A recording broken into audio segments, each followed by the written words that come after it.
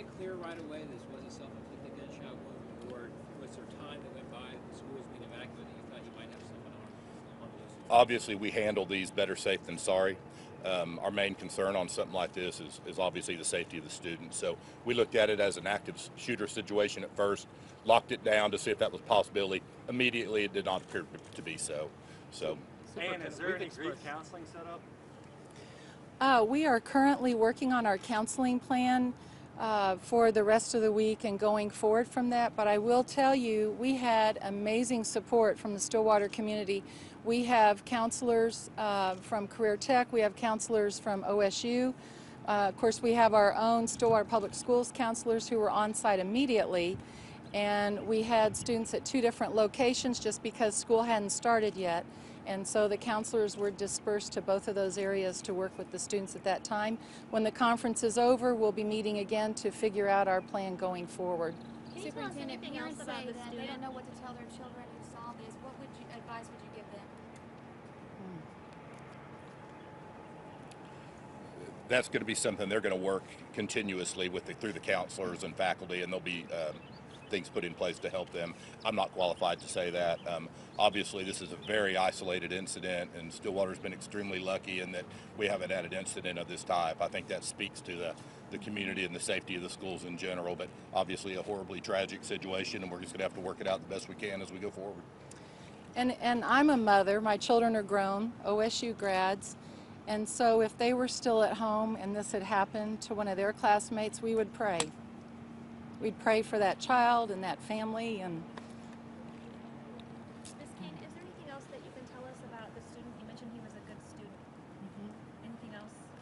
Any other details about, I don't know, academics, sports, anything like that?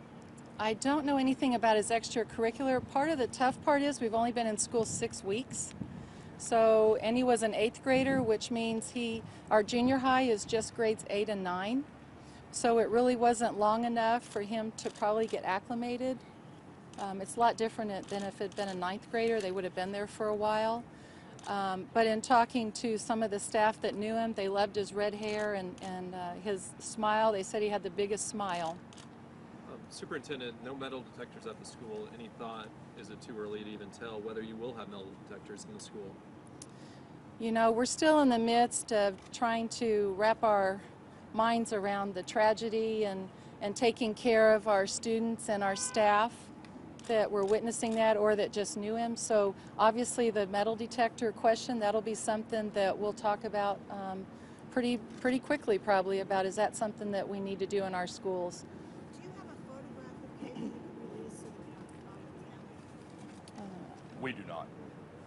There have been reports that he was wearing a costume of some kind, as were other students coming. Right, and this week Stillwater is doing Pink Out Week in honor of cancer awareness. So at the junior high, every day this week they've had a different theme on how to dress up. And so today's theme was the superhero theme. And I'm not sure what he was wearing this morning. I don't know what he had on, but today was school-wide superhero day. What are the plans for the students tomorrow as far as classes go? We're still discussing that because obviously there's some things that need to happen at the site before we can return to the building. So we'll probably send out a release to you all later this afternoon. We're going to meet as soon as you're finished with us and talk about when school going to resume at the junior high. And we will let you all know. We'll notify you. Superintendent, can you give us a description of exactly where in the building that this happened? In the hallway, was it near classrooms or lockers or a restroom? Can you give us a description on that? I might let the captain do that one. There's a hallway that exits to the east to a sidewalk and small parking lot area there.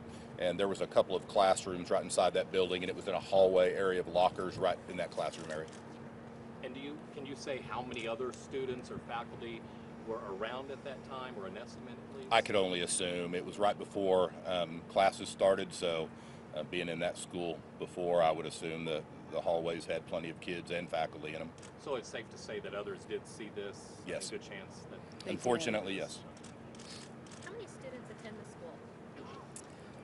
Currently, it's about 750, 760 students between the two grades, And you said it's 7th and 8th graders that attend. 8th and 9th. 8th and 9th. Correct.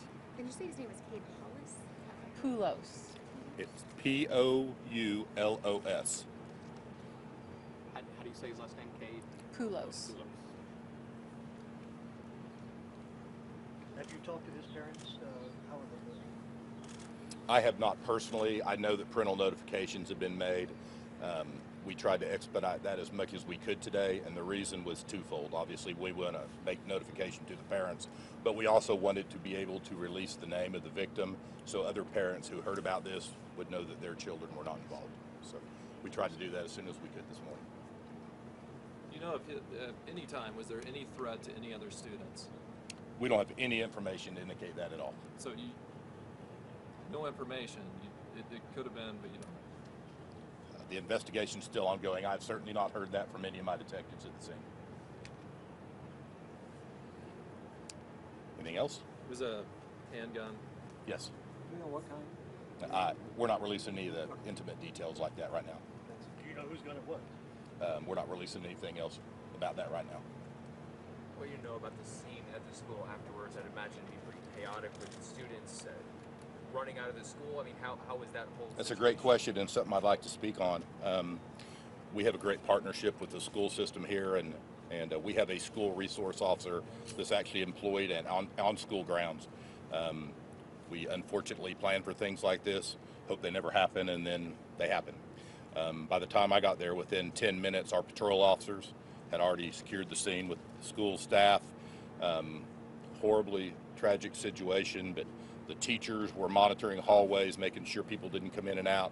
The officers had everything locked down. The school resource officer had kids and teachers in their classrooms, and under the circumstances couldn't have been moving more efficiently and safely for all the students and everyone involved. I was just incredibly impressed with that under such stressful situation. What time does school begin, and exactly what time did this incident occur? School begins at 8 o'clock, and we think it was around 7:50.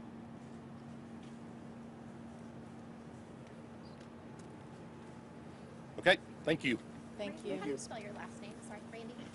Is it D-I-C-K-E-R We will be or communicating with you something? guys later today and via email, and keep in touch on our website, and we'll keep you guys posted and let you know as far as a future press conference and any more information. Thank you. Thank you. Thank you, everybody.